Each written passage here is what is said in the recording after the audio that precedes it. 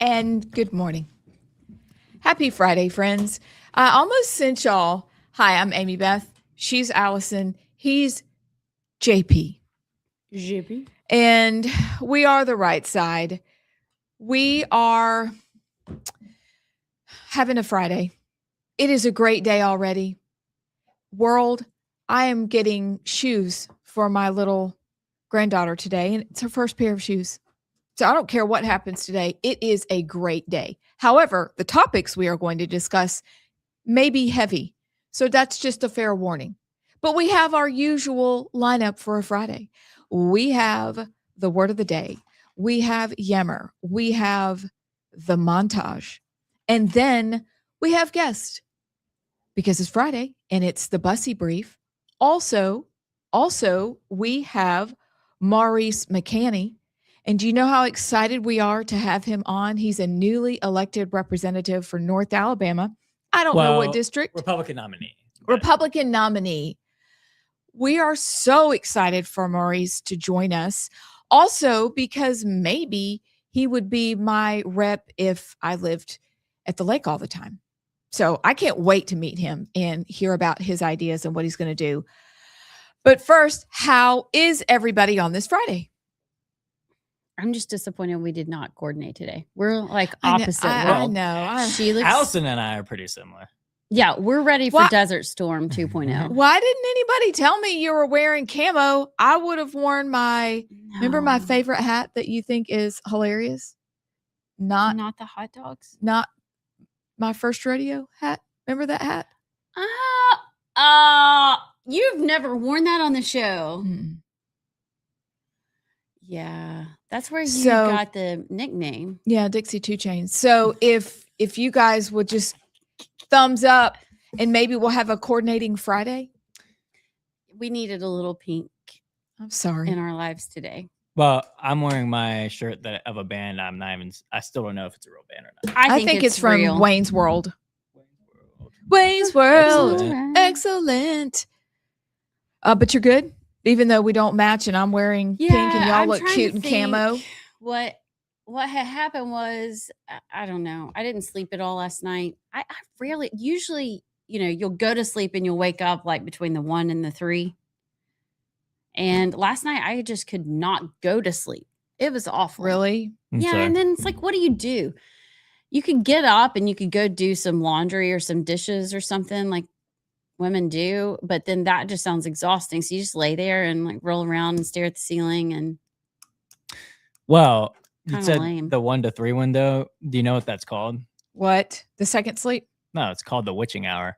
well, why? What are, And my Catholic aunt actually told me that allegedly is the period where the devil operates. And if you wake up in the 1 to 3 time frame with like racing thoughts, it's normally Satan trying to end. That's where she actually taught me if I wake up. This is why I love having my Catholic aunt, because she's got all the Catholic secrets. But you wake up 1 to 3 and you're having racing thoughts, you just say the Lord's Prayer and you'll eventually fall back to sleep. And I've done that and it actually works great. But there was a couple of nights ago, I woke up in the 1 to 3 and I was just like racing. My mind was already racing. I was like, what is going on? I looked at the clock. I realized, and I prayed and then I fell back to sleep in like a couple of minutes. But that is why the 1 to 3 window, it's when Satan operates. oh, Satan's very busy. It's also called the second sleep shift. Back in the day, there were 2 sleep shifts. And What do they you would mean wake 2? up. So we'd go to bed early, wake up at around 1 o'clock, get up and do stuff, and then go back to sleep from like 3 on. What do you need to do? I get it if it's back in the day and you don't have electricity or you've got to like plow the farm, but what do you need to do at 1 o'clock?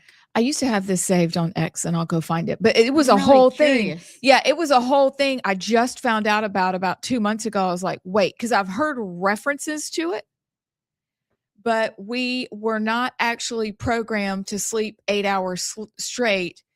It was, surprise, surprise, a mattress company that sold the idea that you Wow. needed a full night's sleep. That was not what our ancestors did. So I should be firing on all cylinders because I got half a night's sleep. Yes, exactly. I and slept then you from can 1 to 5. Yeah, you're great. You just need to go home and take a nap like they do, our Hispanic brother and sisters, and really the rest of the world Siesta. takes that 2-hour gap in the afternoon. We need to do that. And also you need to say the Lord's Prayer when you wake up. I agree with that 100%. JP. I'm not the one dreaming about snakes, though. I know.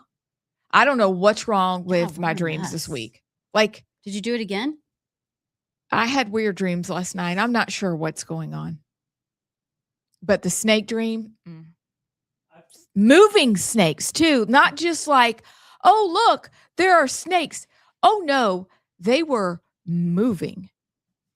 Yeah, typically my nightmares are snakes or snake related. I know why I had that dream. Why? Did you see the typhoon that happened in China and 900 venomous snakes got out and they're in the water, darting through the water? Did y'all see that? Like, it's a No. horrific Was story. this recently? Like last week. 11 people died. Many people are stranded in a certain remote region, I believe, of China. And this river is just completely overflowing, nasty looking brown water. Google's it, Jeb.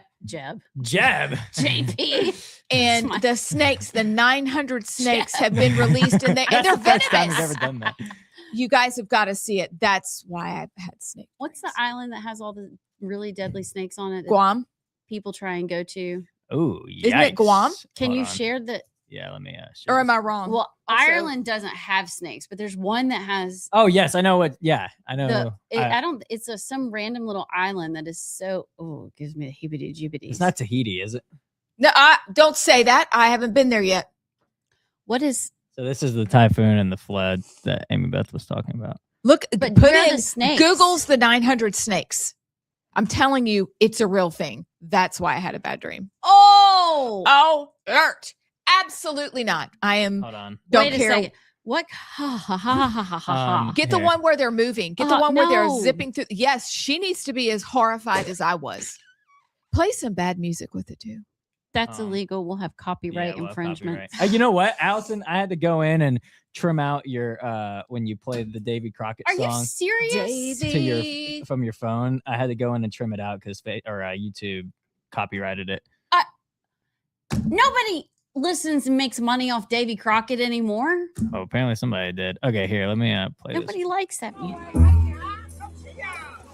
Oh, the water!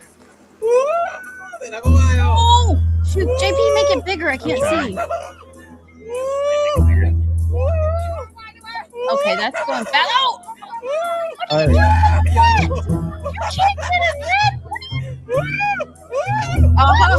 Oh, what? A breeding farm. yeah. What kind of nightmarish human has a Oh, breeding so farm? they're trying to catch their profit. Oh, just wait. Oh, Oh, I have chills. oh, they Cobras. They are. No, they're not. No, I don't know what they are. the snakes were not venomous. That's not Okay, the original okay. report I saw. They said they were. Oh, I don't. Oh. Stop it. Now you know I had bad dreams. They're just gonna hang down. Is that a snake? Right. Look.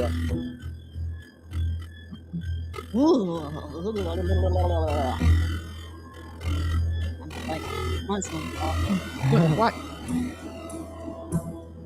I'm so Y'all. anxious right now. My daughter Wesley would say, "Calm down, Mom. These are not I bet venomous they eat snakes." those. But no, absolutely No, not. I'm serious. When you go to China, you know, we spent I 2 would- weeks there. Just cry. I would cry my way through that. What? Pull up. Young Jamie, pull that up. Jeb, listen, go to the Googles and type in, okay, when you go to China, let's see, what would you type in? Restaurant in China, Eating snakes. fish selection or something. When you go to China, you go to a nice restaurant, you walk in and it looks like an aquarium pet store. Oh yeah, you pick your food out. And you literally go up to the aquarium of the turtle, of the snake, of the fish, of the eel, of the lobster, or whatever. And you point and you say, I would like to eat that turtle for dinner. And they grab that turtle. But and Allison they take Sinclair would never eat a turtle. No. It's freaky. It's a wall. No, that's not it. No, you I'm like gonna have to literally send it to walk you. in. It's a wall. It's like you're at the back of Publix with the lobster when they had that whole situation. Yes. But you walk in and there's these fish and lobster and you just, like she said, it's a except for I've been Chinese to Japan, not wall China. Hold on. Had the opportunity. Anyway, well, I'm sorry you're dreaming about snakes, and I didn't dream about anything because I didn't sleep. Well, I'm sorry you didn't sleep, Allison Sinclair. You look cute in your hat. Thank you. It's all I could do today. It's a good color combo. You look great. Caitlin, last time she was on, I had a hat on too, and I was like, Caitlin's just going to be my hat and hoops. Because she said hat and hoops is always in style, and she's young and cute, so I'm just going to go with it. I forgot my hoops today. Where are your hoops? By the way, I don't even know if I could wear earrings because, I mean, I don't want to, but even if I wanted to, I don't think I could because I got attached to You're attached. You can. I'm attached. I'm attached. Yeah, and but apparently my you're mom's nowhere near as attached as mine. Are you saying you're out attaching me? Yeah, look. You're better than me? Are you better than me? Is that what you're saying? I'm more. You want to fight? My ears are less perfect than yours. That was good. It's good save, JP. Yeah, your ears were not meant to have earrings. Yeah, I don't want them. That's, you know what? I'm glad. That would be awkward. Although, yeah, for you, that would be awkward, JP. All right, friends. By the way, before the word of the day, my girlfriend last night was like, what? Your what? Oh yeah, I guess that's the first time I've said it on the. What'd you say? Well, we're social media official now, so I guess I can say it. But yes, his special friend. It's so sweet. The same one that made the American flag cake and all. Anyways, but yeah, last night we have a thing where we Wordle on FaceTime, and she was like, instead of word of the days, y'all need to do Wordle of the day. And I go, that would take hours. Actually, that's not a bad idea. That would take forever. Wordle. Okay, we should put. Let's do it. I'm bad at Wordle. It's Friday. Guys. Let's give ourselves a timer. Oh my gosh. No, I have a good word. We're not gonna do it today. Allison, I have a good word today. Look at the text we just got. Yes. So don't look at my phone, cheater. It said effervescence. No, it didn't. It said Evanescence. It said evanescence. The band. Yeah. You biscuit. You're such a biscuit. Wait, did she actually get it? No, she didn't get it. Okay, good. All right. Well, what time is it? Word of the day.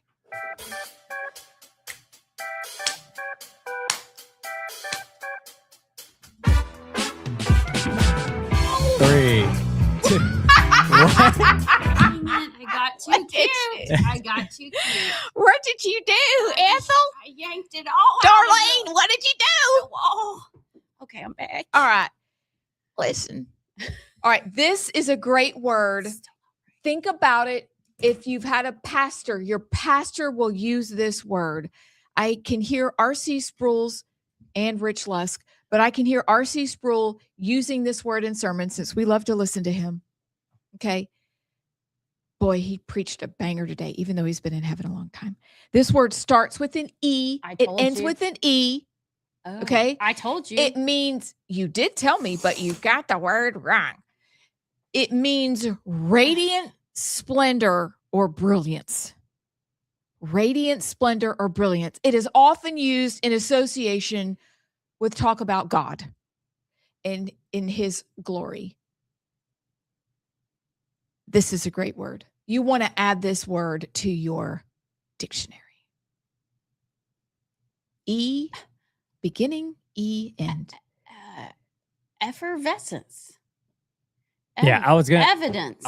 Honestly, that would have been my guess. But It's close. Guessed, oohed, and awed at the sudden blank of the pagoda as the last of its hundreds of candles were finally lit. Okay, Brad. I think Brad guessed it, but I'm so sick of Brad. Brad, What say you? No. You're not gonna get it. At the eulogy. No, No. no, that doesn't mean radiant splendor. And God has no eulogy, Sinclair. I bet he's given a eulogy. He's given probably several. What did Brad say? Was it effulgence? Effulgence. Effulgence. Yeah, hold on. Let me. Who? Effulgence. Effulgence. Effulgence. The effulgence of God. I've never heard that word. It's How a- does Brad know all these words? Because Brad is a word nerd more even than me. But I like word nerds and they're fun. But effulgence. I promise you the next time you listen to an RC sermon, you're going to hear this word. You've heard that word before? Yeah. Effulgence. Effulgence. Okay. Effulgence. That's a weird word. EFFULGENCE. Red rum. Red rum. Did y'all do the Jinx? You owe me a Coke. A cherry Coke. Okay. Jinx, you owe me a cherry Coke. Did you do just a Coke? Yeah, I go Jinx. You owe me a Coke. So cherry Cokes were probably out of style. What was it I saw the other day and I thought about? Clearly Canadian. You remember Clearly Canadian? I love, you can get them at World Market. I saw them at Piggly Wiggly. Yeah, I bet they sell Zimas right next door. Oh, Wait, we didn't drink those. No. I don't know what you're talking about. Zimas Not are. with Jolly Ranchers. in them. Zima tastes like iron with sugar and alcohol. Iron. Like think about FE. Think about iron and that taste of iron. Sometimes if you get water out of a pipe and it's an old pipe and you just got a little glint of iron in your water. Yeah, But it had a- metallic. Yeah, it's got that metallic-y, but you drank it because when you're 21. Is that why you put a Jolly Rancher in it? 'Cause To take away the nasty. It was right next to the Boone's farm at the grocery store. I honestly, except for a trip overseas, I was so obnoxiously law abiding. Strawberry wine. Truly. Do you remember? Do you know that song, Strawberry Wine? No, he didn't know that. He's faking. All right, JP, what you got? Gen Z word of the day. This word is to hoard information or keep a trend. Gatekeeping. Frickety frack. Gatekeep, to hoard information or keep a trend, location, or item secret from others to maintain its exclusivity. I gatekeep a lot Do you? Do you though? with my friends, at least. Do you though? Because you seem to spill the beans. JP, we maybe need to have a conversation. Spill the beans about what? Lots of things. Look, here's the restaurant, except there was a whole wall of them. Do you have that still? Oh my word. But anyway, you go through and you pick out Yeah. all your. you just pick it. Okay, so not hard launch. I was thinking- Gatekeeping. We can't gatekeep about the way you choose your fish in China. That's great. The fish tanks have an effulgence about them because they're backlit by purple lights. Wow, It's the Starbucks. good. It's the Starbucks. It's a Starbucks, and that was really good. So, all right. Is it time for? Is it? Is it? Are y'all ready for it? I'm ready. Are you I ready? know. That's why Are you ready? Uh, If two of us are ready, we're ready. Okay, I can get ready. All right, Yeah, I'm go. ready. Fine, it's time for Yammer.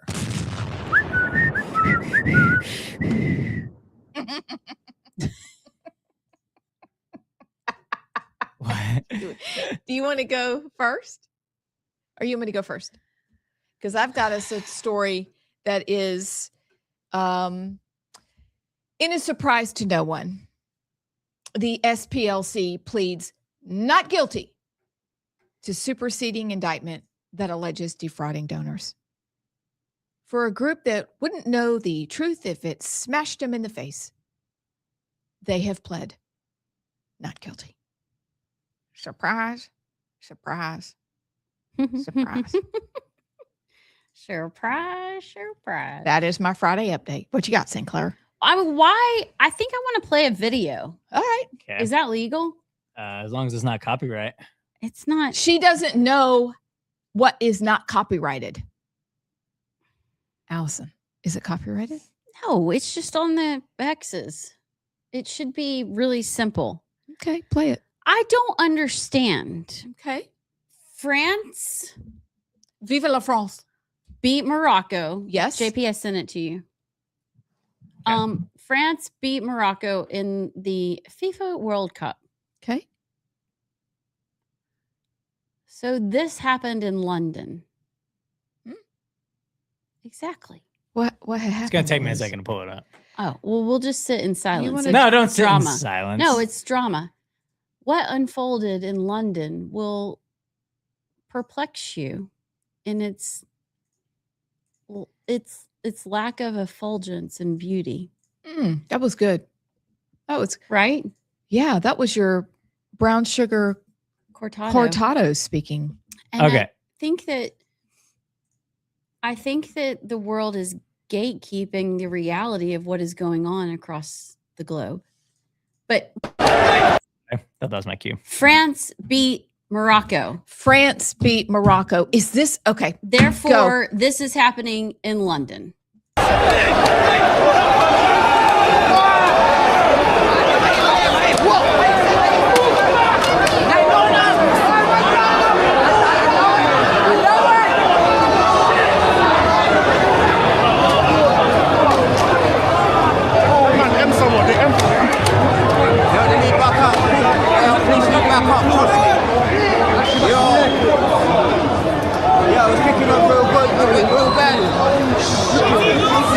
Where's the backup, man?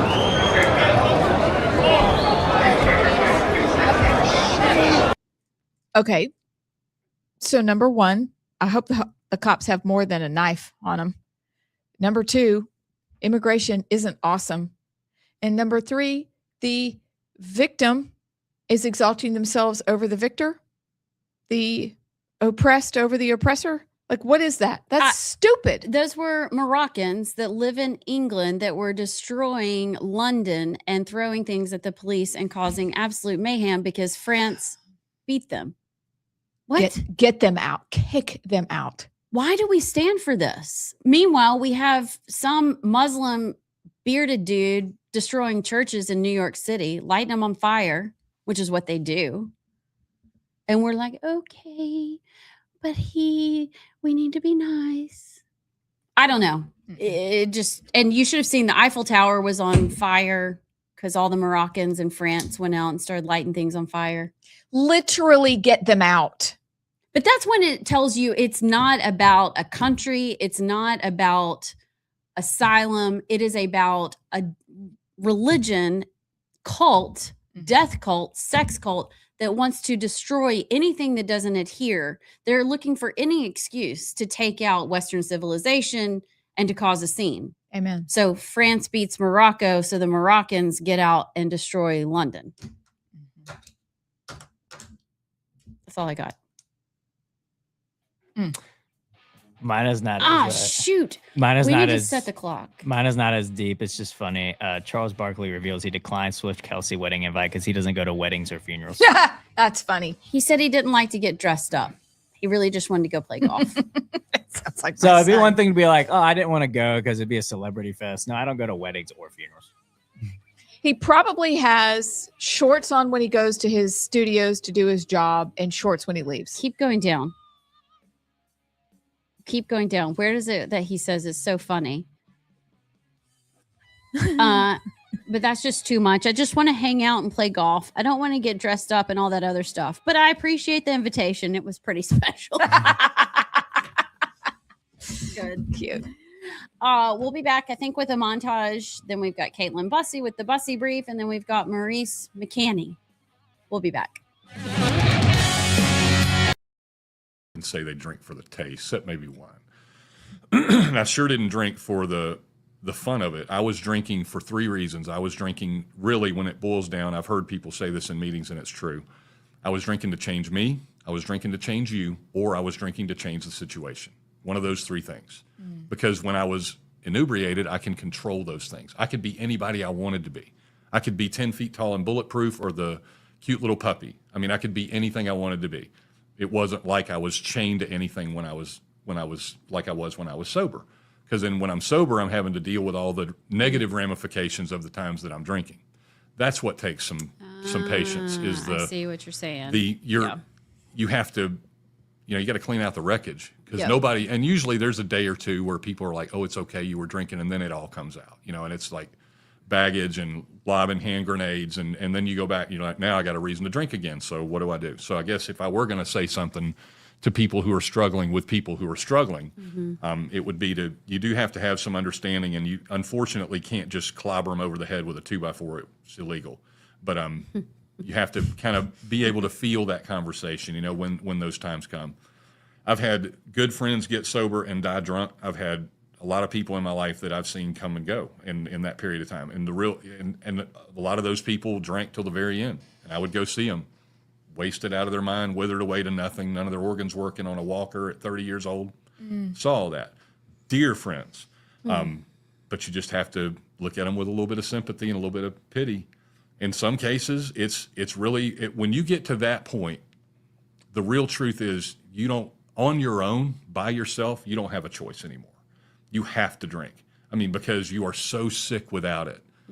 And it's just everything you can do to try to get through that first day, and you're so shaky and nauseated, and you feel like somebody ran over, and you're sweating, and one drink will stop it. And that's hard to say no to. Yeah. It's hard, or one pill, or whatever it is. I've seen all of that stuff, but it's very hard to say no to those things when it's a fast, easy fix, and every store in the country's got it. I could buy stuff anywhere, anytime, 24 hours a day, be able to do whatever I needed to do to fix myself for another 3 to 4 hours until I had to have another one. So you were in sales. You had the period of life where alcohol was your life. You're Most an of it. audiologist by trade. You sold Hearing hearing specialist. specialist. Still, look, optometrist, ophthalmologist. I know Same, schooling yeah. is a difference. It but is a big difference. It's a big difference, but still, But yes, the for ear, all intents and purposes, right. the ear selling. But now there's a pivot in your life. Yes. So I got out of audiology, I'll say 2021. I had made it to the top of my field, not once, not twice, but 3 times. And I still hated it. I didn't hate it, but there's only so many times over a 30-year period you can look in somebody's ears and not say, yeah, I've seen that. Yep, seen that. Yes, I know that. And it gets redundant, even though it was a great job helping people. So I decided in 2021 I would go into real estate. I made it 6 months. I made $1,300 in 6 months in real estate, and just about went through everything that I had trying to make that work. Bad timing, as usual in my life. Now I'm sober at this point. And then I went into in-home sales for a few years. And about a year ago, my wife was on the Appalachian Trail, and it was almost 10 months ago anyway. I walked into work. Everything was fine. We had broken the sales record the 4 months in a row that I had been in charge of the sales program where I worked for an air conditioning and heating and plumbing company. We were close to triple and almost quadruple what their 25-year record was. Everything was going great. I was making a pile of money. We had just gotten back from the Cayman Islands for 10 days. It was great. And I walked in, and my boss looked at me, and he said, we've decided to go a different direction. This is just not working out. I'm sorry you can't work here anymore. And I was like, I thought he was kidding. I really did. I thought he was joking. I was like, you're joking. He goes, no, I'm not. And I think it was because my bonuses were getting really high, and I think that they were going, we can just do this on our own, and that's fine. They didn't have to have a reason. You were too good. It wasn't anything. It wasn't just, but it was just that it was an extra expense, even though I was making all kinds of money for them and making it for us. So I'm sitting in the car, and I'm going, well, I've done 4 different jobs. Every one of them has either taken my commission, or something has been just categorically wrong, or they're immoral or unethical, or whatever reason I couldn't stay. And I'm like, what do I do now? And a voice told me, you're going to go be a trainer. So I was like, okay, I can do that, because I've always been. Are you working out at that point? Oh, I've been working out since I was, she'll Okay. tell you, when And I was since in high 12 school. years old, Yeah. I got my Okay. first weight set All and right. started studying kinesiology and exercise physiology and all kinds of, He was that kid. So and this I was that wasn't like nerd. God Yeah. telling me, this was Sinclair, she you're may going to not go remember be this, trainer. but this is true. My senior year, I believe it was in Mr. Freeman's class, we had to do a presentation on something we were passionate about. I don't remember what everybody's was. Somebody may be horses, somebody may be gardening. What was yours? Do you remember what yours was? No. Do you remember I what do. hers was? I don't remember what hers was. Oh, shoot. I want to say yours was about, I don't remember. Hello and welcome back. Why are you shaking your head? I'm showing Caitlin my hoops. Oh, do I need to shake my head to show my hoops as well? Yeah, I basically wear hoops every day. hat and hoops, she said, is always in style. Well, she actually copied you again today with the hat. So Does she I have know, on no hoops? hoops for me, but I have a hat on. Where Super are your cute. hoops? I don't have them. I actually debated putting them on, but I was like, you know what? Not today. But you know what they say about hoops? What? What about hoops? What do they say? Caitlin. Always. Caitlin. What? Yes. Yeah. The bigger the hoops, the bigger the hoe. oh my god. Oh my, Allison! So I have issues today. You a little less hoey than me today, Abs. I would prefer HEAUX for hoe. Are you French? French. It makes it sound better. I Classy. just call you a You know what I'm hoe. saying? Yes, of course. How are you? Where have you been? I'm good. I've been busy. Pretty much everywhere, just working. How are y'all? How was the beach? 4th of July. Gosh, didn't you Excellent. go to like Turks or something in between? I was in Cabo. I think it was late May. Late May, early June. I can't remember. Did you What love about- it? I did. It was really fun. It looked the pictures. I didn't stalk. I just saw them. Okay, and they looked great. You looked great. Y'all all looked so pretty. We had a great time. It really was. It's so fun when everyone gets to get back together after college. You know, it's so Mhm. weird. Everyone being adults now. Isn't that the Ish. weirdest thing? And then you start talking, and there's so much to catch up on. You could talk 24/7 for the entire week. Yeah. Yeah, and it's like some people are, getting dogs, having babies. Some people are, just trying to like get a credit score. I'm like, okay, so I'm like, this is so funny. Hey, both are it's really good. important and great Yeah. next steps. So funny. The credit score thing you kind of forget about. That's a big deal. And that is something, JP, I do want us and Caitlin like to talk to y'all because we talked about the housing issue and the housing bill that came up and then I had a whole discussion with my daughter in the kitchen about, and she's only 18, but she was already thinking about jobs and interest rates and all these things. Housing and credit scores are a huge deal. And y'all are in a weird, do you have a credit score, Oh, JP? let me just tell you, my credit score is one of the proudest things I have. What? Bravo, You sir. want to bring it up? I'll tell you what it is. Can you show me your, what is it called? Not Rocket Mortgage. Listen, Well, we'll- I use Credit Karma, but Do you have good credit, Caitlin? Did your mom and dad teach you how to build credit? Yes, but it's something that I had to like work on because I just didn't. I mean, like my parents always told me, and I was just kind of like, yeah, whatever. I don't really know what you're talking about. And then, you do understand what they're talking about when you know what I mean? Like it just, Yes. you have to like course correct yourself, but we're on the come up.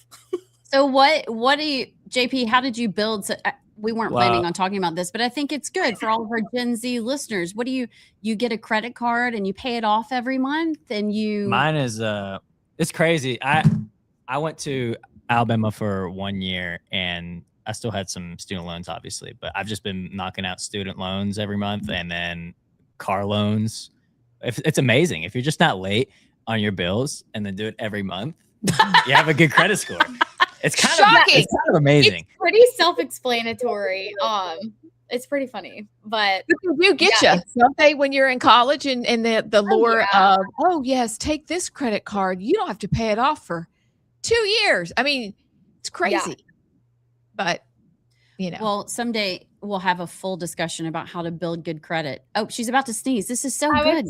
was sneeze, but I didn't. Well, we were going to talk about, and JP, I'm curious, you chime in too. Graham Biscuit Plattner. Oh God, yes.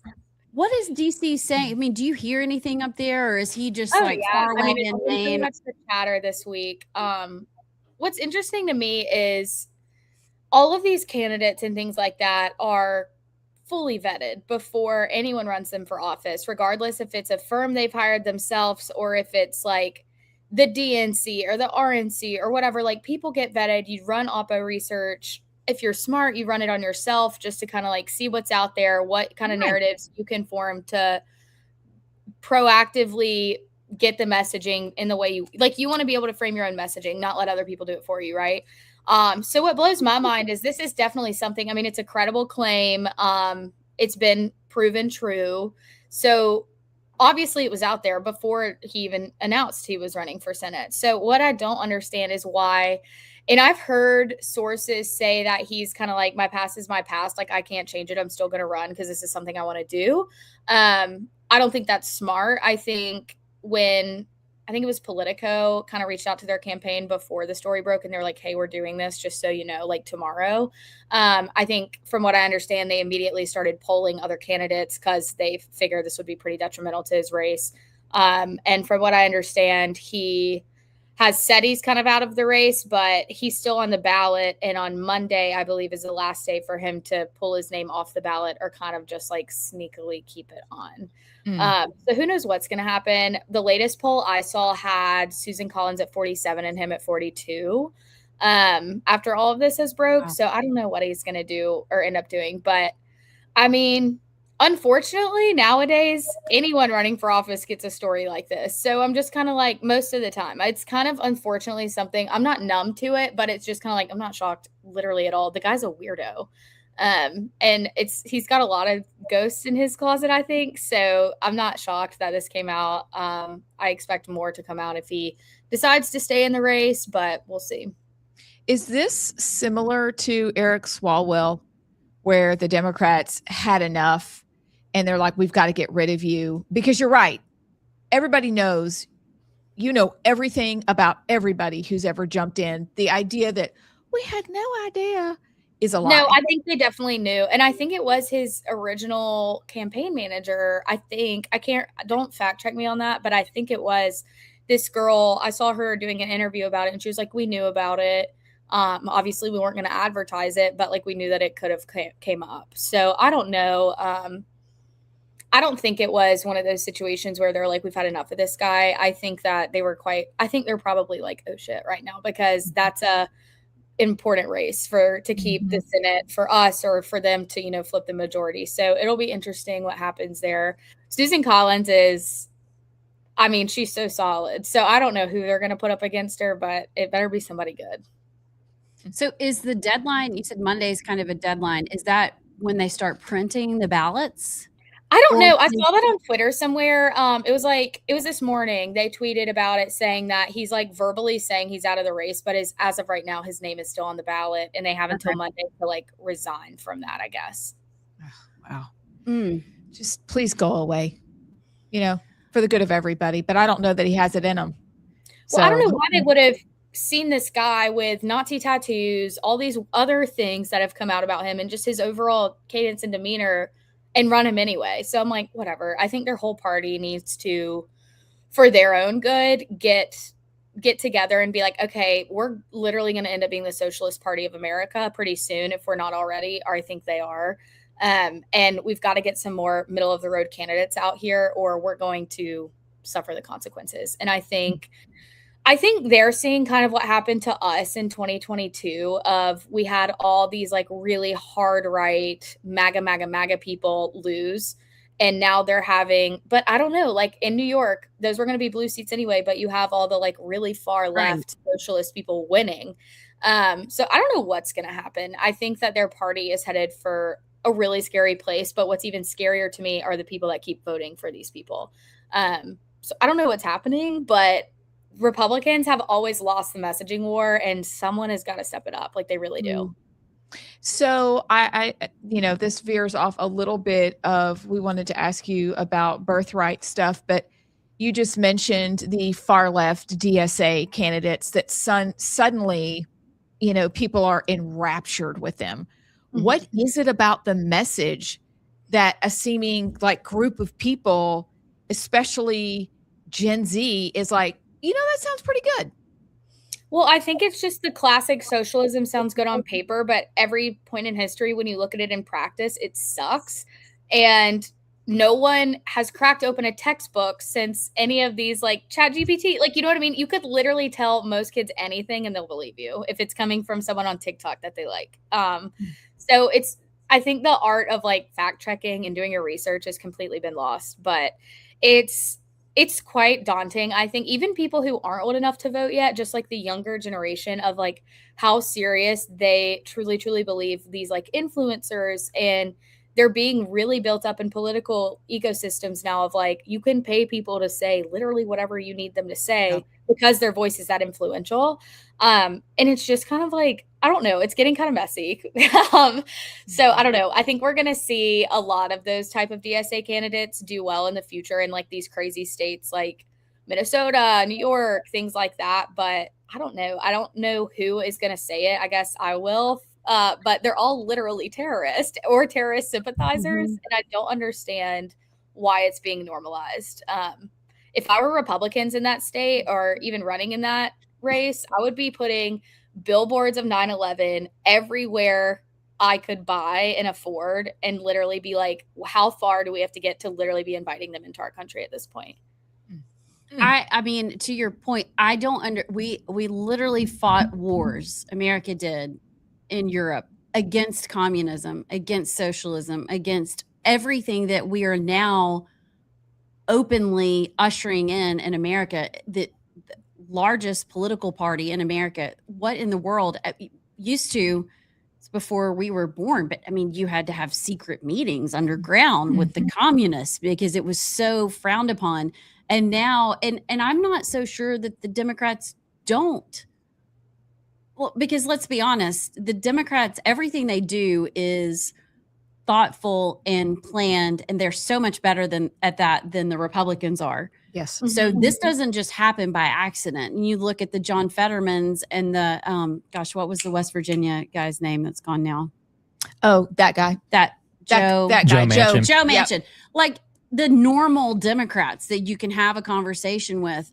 Yeah, or the like minorities. the Dixiecrats, you know, it's like your grandparents' Democrat Party is not a thing anymore. I was actually talking to my dad about this the other day because I was like, this is so crazy. Like, I know in your earlier lifetime, like there were never, I mean, in his mind, Jimmy Carter is the worst president that's ever been a thing.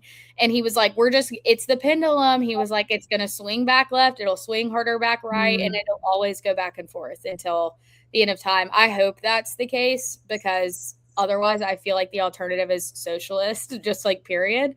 But I also think it's going to be interesting to see where the Republican Party goes after Trump is out of office and see if we kind of continue this MAGA stuff or if we kind of go back to like old establishment Republican.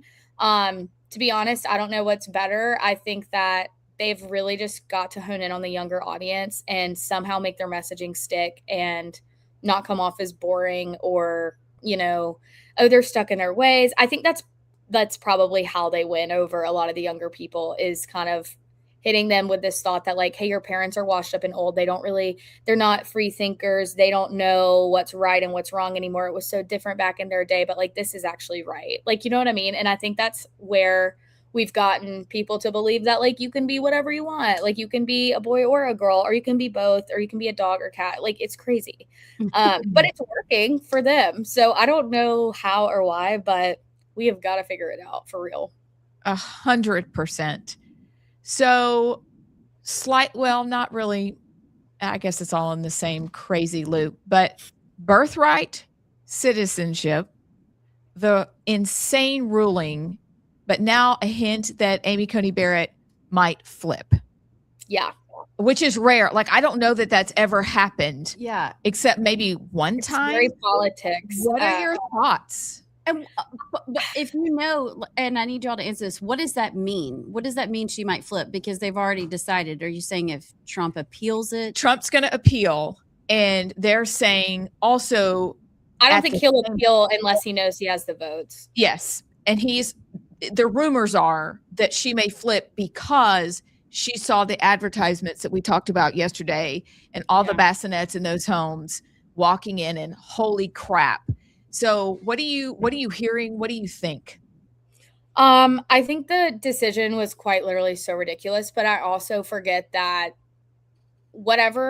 it's not black and white. It's not a black and white issue because you have to be so literal with the law. And I don't think any of the Supreme Court justices that are right leaning would have been like, okay, it's okay for illegal citizens to fly over here, have their baby here, and then be a citizen. Like, I'm okay with that. I don't think I would like to think that none of them are okay with that. But at the same time, it's like, okay, the only reason all of us are citizens is because we were born here.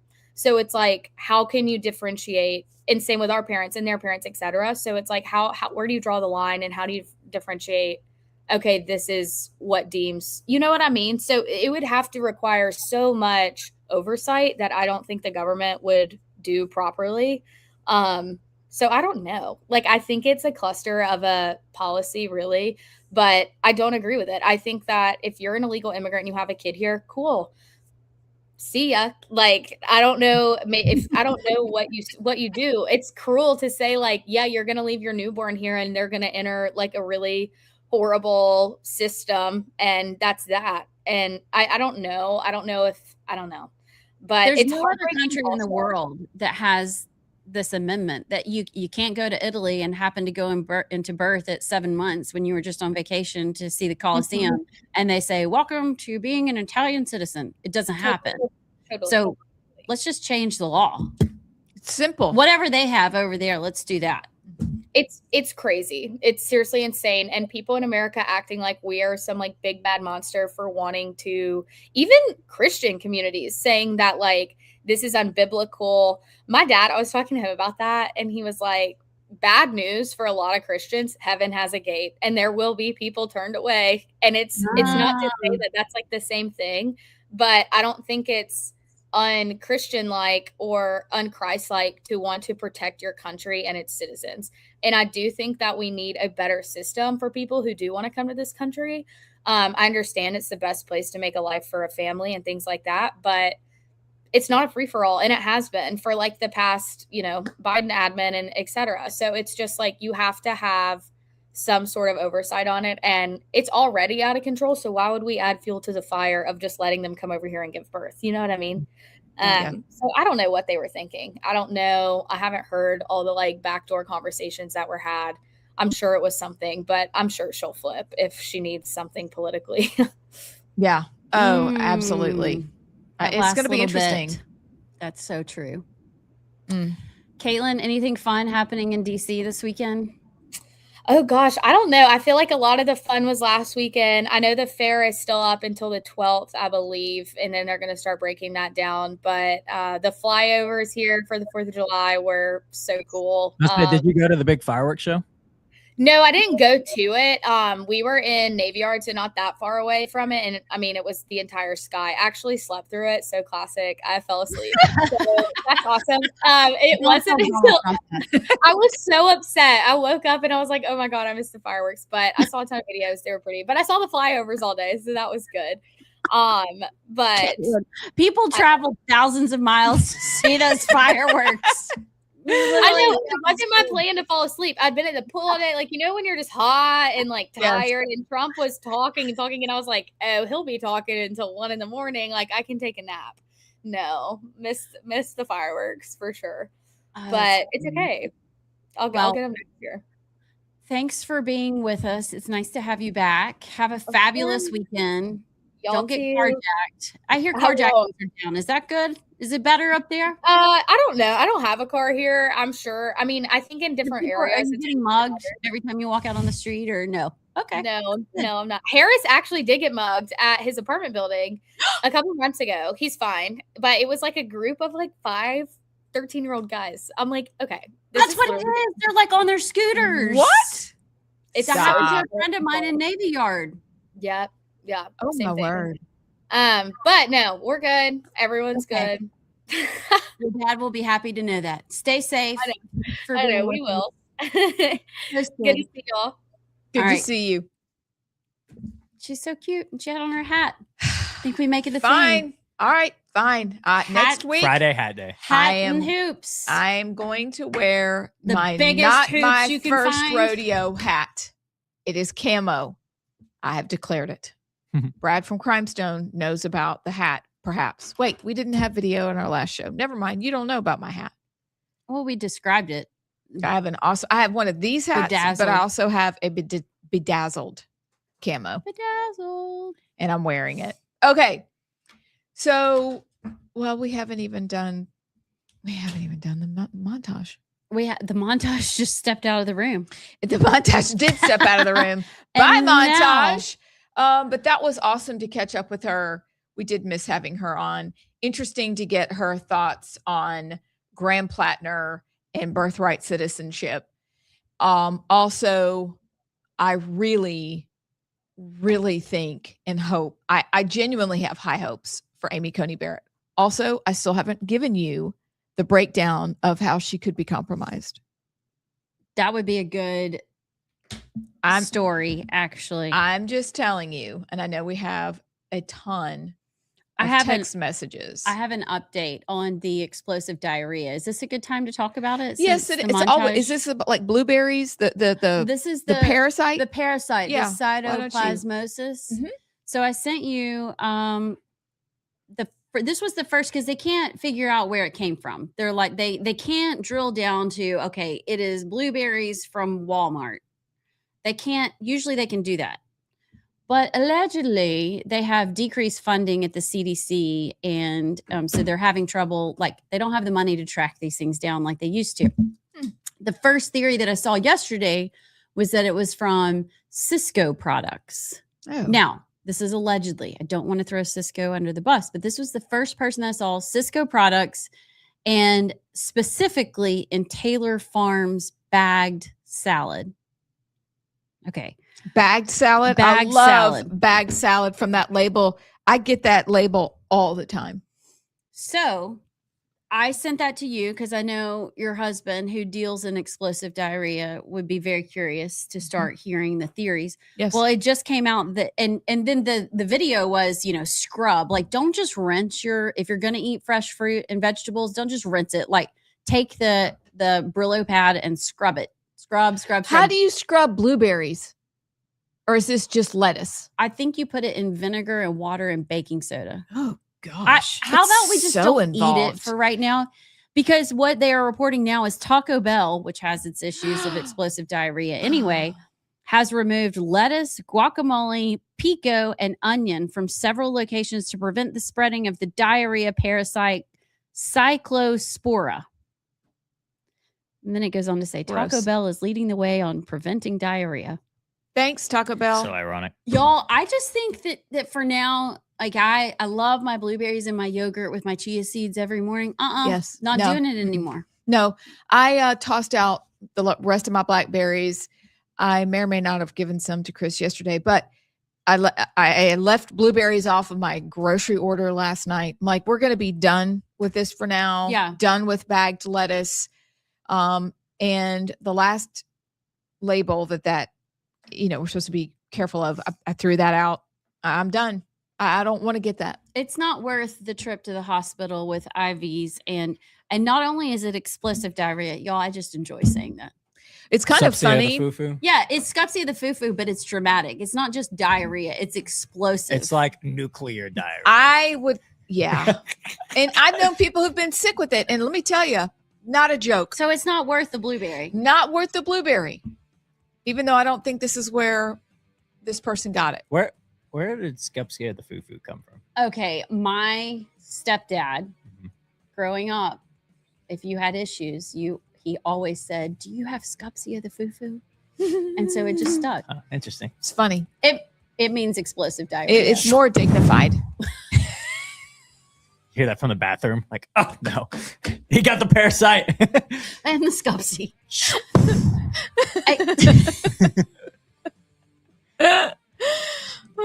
Can we montage when we come back? Oh wait, we have Maurice Maurice. Buchanan at 11:10, so we'll have enough time to montage and get into it. Okay. Okay. Get into it. We'll be back. May have been, honestly, even back at 17, This. it may have been something about pro-life kind of stuff. I think it's probably pro-life. It I was think either it was. pro-life or media. Like I can't. Yep. I'll have to think about it. Anyway, so we're all in class together. Mine, I drag everybody up to the weight room and teach them how to work out.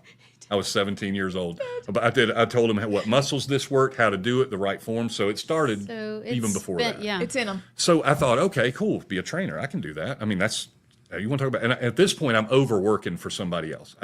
I mean, I do even now, but I wasn't going to just be at somebody's, I wasn't going to be a doormat for them anymore. Yeah. So again, my wife's in Maine. She's on top of a mountain, and I go home and I'm like, okay. So I order the course. I start studying, which is kind of like review for me a lot of ways, but there's a lot of stuff. God, you wouldn't believe all the stuff you have to know. But so when she comes down off the mountain, I tell her, I lost my job, and she's coming home now because she was coming home anyway. And I've been studying and I'm doing all this, and she was kind of surprised that I had been studying and all that, but and getting things ready for this. But she's jumped on board. She's been amazing and a just phenomenal asset and team member with me on all of it. But so I spent about 2 months studying, doing all the materials, getting all my certifications, shopping for jobs, because you got to find a job. And honestly, most trainers that walk into a fitness place that want a job are about, I'd say the average is 18 to 22 years old. They all look like fitness models. They don't look like an old man. They're not bald, not by choice anyway. So it was, I found one place, 24E in Huntsville. I went in, I talked to the GM. He's a 20-year-old guy. And I said, here's my philosophy. I think most people who need help are older, and they don't want a younger trainer because older people understand how older people feel, how they recover, how their nutrition has to change, the amount of time between workouts, the intensity of things. And he agreed with me. And he never backed off, and he hired me. The day that I got done, I walked in there, started the next week. But during that period of time, the wild part was I would start to panic. And I would think, this is stupid. This is a pipe dream. What am I doing here? I can go get another job doing sales, and I'll make plenty of money. We'll be out of this mess in no time. Meanwhile, we're head over heels in debt because Bobby didn't pay the credit cards because he didn't have any money. And I didn't want to tell my wife because I thought, first big bonus, I'll pay all this stuff off. She'll never have any other, it'll be fine, because I didn't want to worry her with it. I really didn't. Well, that didn't happen. So we're having to fight our way out of this, and I'm thinking I can go get a job selling cars. I can go get a job selling cell phones. I can go get a job selling whatever, anything. I can sell anything to anybody. And I would go for this job like Verizon. No offense. I hope Verizon's not a sponsor. But I went in there. I went through the process. I went through all these interviews. They were ready. Oh, we're so excited to have you. You're going to make all this money. And then I just wouldn't get the job. For some reason, they would send me an email and say, I'm sorry, we've decided to go a different direction. I'm like, and I hurt because I'm like, I've been in sales since I was 12 years old, and you're telling me I can't sell cell phones? But then I would hear that voice again, and it would say, I didn't tell you to go sell cell phones. I told you to go be a trainer. Okay. So I just kept on. Long story short, I piled on a lot of clients really fast. We made a lot of impacts on a lot of people's lives. But what I have found is that the majority of people that I see, young, old, otherwise, they don't know two things. They don't know how to exercise, and they don't know how to eat. Really, they don't know how to eat first, and they don't know how to exercise second. And a lot of people who do exercise still don't know how to eat. So I started focusing, which my sister and I have been focusing on for years and years, is the nutrition side, whole foods, trying to find things that work well for your body to help your body do its thing the way it's supposed to be, the way God designed it to do. And as I started putting people on these diets, they started doing great. I mean, they started losing weight. They're getting stronger. They're gaining muscle and losing fat at the same time, which everybody says is impossible, which is not. I did it to myself for almost a year, changed everything, and my body totally changed over the past year. So, and my keys are safety, longevity, and making sure that people have the energy and the muscle and the strength and stamina to do what they want to do for as long as they can do it, whether that's 75 or 85 or 65. You know, if I've got people that just want to be able to play with their grandkids. I've got clients all the way up to 86 years old that are still gaining muscle and in there pumping iron every other day with me. So it has been very rewarding, and it's been a lot of fun. But I kind of set out on a mission with Phoenix to, number one, make it where it was accessible to everybody. Because most people who go into a gym, they're going to tell you to take a pill, take a shot, take a supplement, drink this pre-workout, whatever it is. Mine's all about just natural foods, things that will impact the body for a longer period of time and give you the nutrients that you need.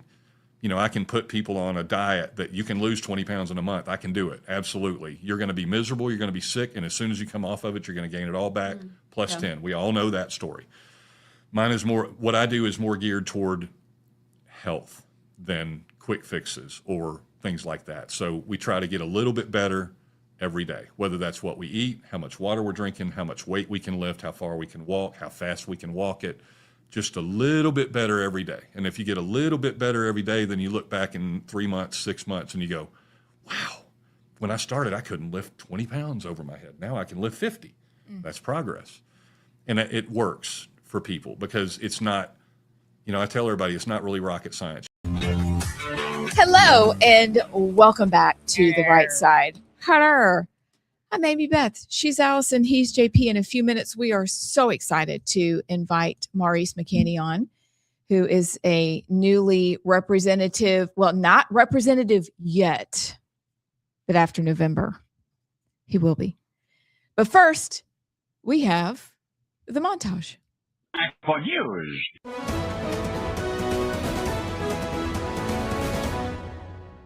Didn't go into detail. I just asked him in person if what he said was true the night before, and he said it was. I started crying a little bit and said he wishes he hadn't done it. In court, we saw the facts laid out very eloquently. It took a long period of time to get it out there, but once you see it, you put the picture together. Let's just say this is, to me, again, way beyond a reasonable doubt. If we preach inside, what will happen? You'll be asked to leave. And if we don't leave, what will You'll be happen? arrested for criminal trespass. We'll be arrested On the street here? On a public street, for being on a public side. When somebody has a permit, yes. They're authorized to let whoever they want in, kick out whoever they want. Since your net worth dropped on the new forms, the new financial disclosure forms, could you tell us if your husband still has the consulting business and the wine business? For a joint fundraising committee, these two men, different political parties, but they've made it very clear they're going to be bipartisan. And even though they have different perspectives, they both want what's best for Pennsylvania. And of course, John Fetterman has become the conscience of the Democratic Party. So they're joining forces together, and let's see what the people say about this. Okay, then. We'll save the Texas free speech situation in a moment. Yeah. Okay. That's we have to weird. get to that one.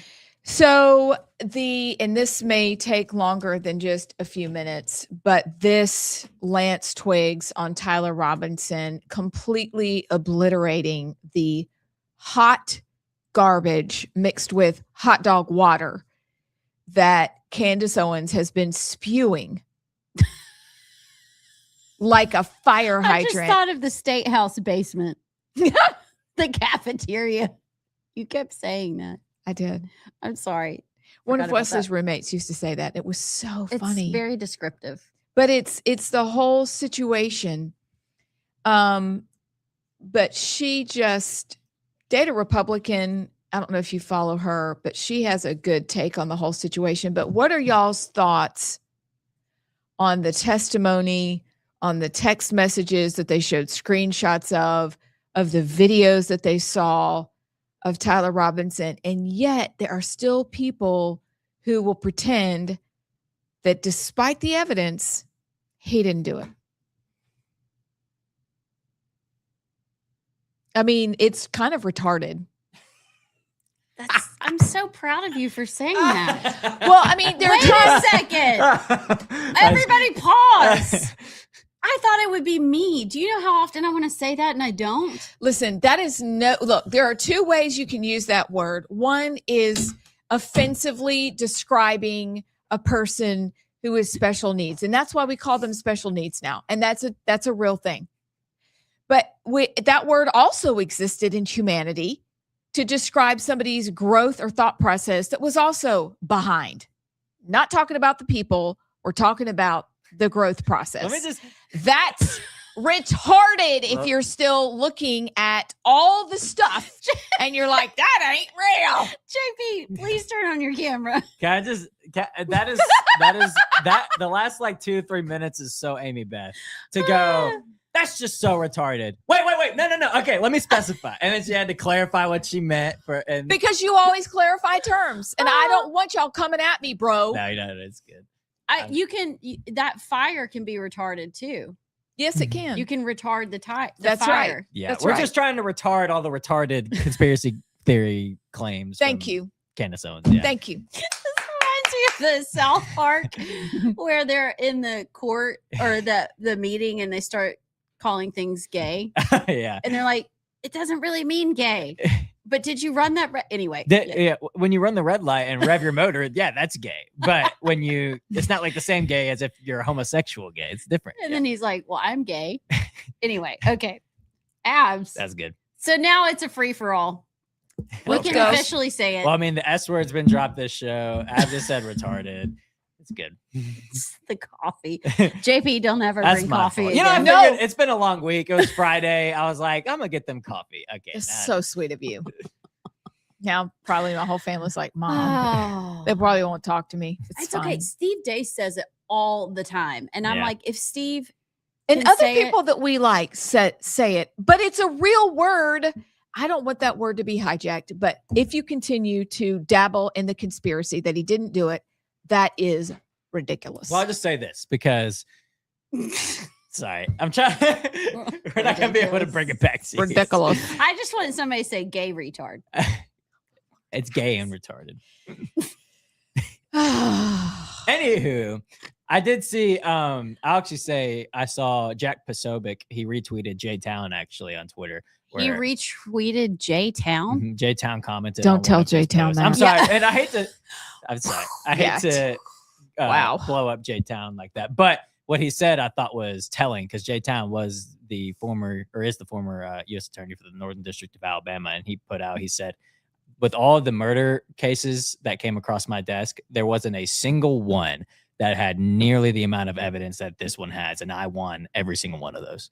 So that just kind of puts it into perspective of the cases, the murder cases that are cut and dry, like this is a closed case. Even those don't have nearly the amount of evidence this has. You've got a confession on text with his boyfriend. You've got his boyfriend testifying that he said he did it. We've got fingerprints on the gun. We have the gun itself. We have footage of Tyler Robinson not only at the campus the day it happened, but also before the day it happened, scouting out the area. It is as open and shut of a case as it gets. And that's why it's so frustrating when you have Candace Owens and the others making it a Dateline, NBC. Because honestly, when you get wrapped up in all the stuff Candace Owens is saying, you almost forget how open and shut of a case it is. And then you go and you see the evidence, and then you see the footage of the judge like jumping at and you're like, oh, wait, this is nowhere even near a conspiracy. But it just shows how ridiculous Candace Owens is being, because with the amount of overwhelming evidence to put Tyler Robinson as the killer, and she still is going. It just shows it's not actually about the case. It's about Candace, and it's about making money, and it's about her being upset that Charlie didn't marry her, whatever it is. No, that's the whole thing. She is a woman on a mission because he didn't pick her. Yeah. It like lover scorned. That's what this is. And also she's a demonic grifter. Yep. That's the other part of it too. I'm sorry. But you look at all that and then you go listen to the court testimony. I don't know what other conclusion you can draw, because at some point you have to agree, like we talked about on the show, if everything is a conspiracy, nothing is. But then for the people that are like, there's no way he could have just gotten up there and shot the gun. Yeah, there is. And this ability that we have as human beings to look away from the wickedness of our own human heart is very telling. A wicked man got up and did a wicked thing, and now he's going to pay with it for the rest of his life. And he should. He should have his life taken. The death penalty, I hope, is on the table. But our ability to go, no, it's somewhere else out there, instead of looking inward and going, but for the grace of God, I could do the same thing, is unbelievable to me. Have we heard, has he said his motive? I know that there were things on the bullet, but has he actually verbalized what his motive was? Well, in the Discord chat, I believe he stated that his hate, it was either in the Discord chat or text to his boyfriend. He said that his hate, he had too much hate and needed to be dealt with. It was something along those lines with Charlie. That Charlie had too much hate? Yeah. Like his hate can't be negotiated with. It had to be dealt with. Something along those lines. I'm Which paraphrasing. is crazy, because he was the most gracious. I know. And obviously the bullet casing said, hey, fascist, catch, that sort of. So it was very clear that it was politically motivated. I mean, and also when your dad or mom sees you and goes, that's my son. Like, stop. What was the whole limp thing? Straight leg limp. Gun in his leg. Yeah, he in was his jeans. carrying the gun in his jeans. Okay. So Oh, I can't believe it's almost been a year. It's weird, right. isn't it? Mm-hmm. And is it weird that the prosecution is speaking on behalf of Erica, or is that normal? I don't know. I'm not sure. Because they got up yesterday and asked for something for the Kirk family, and I didn't know if that was kind of normal because technically they don't represent her.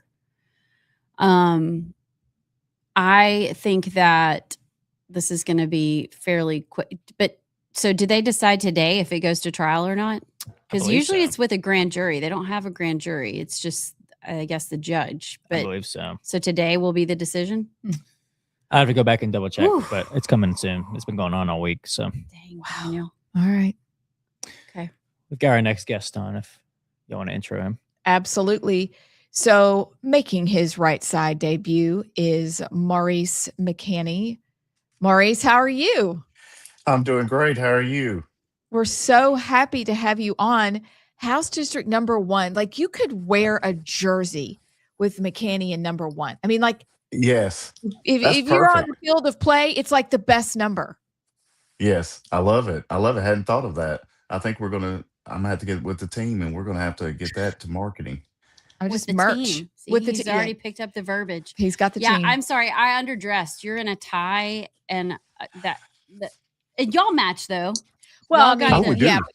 Yep. Yeah. Well, it is nice to meet you. I've actually never met you. I've heard and seen your name. And so congratulations on your nomination. I know we still have to go to November, but tell us a little bit about yourself, because honestly, we're down here in Birmingham and sometimes we Right. forget that there's another world out there. Tell us about who you are and why you ran.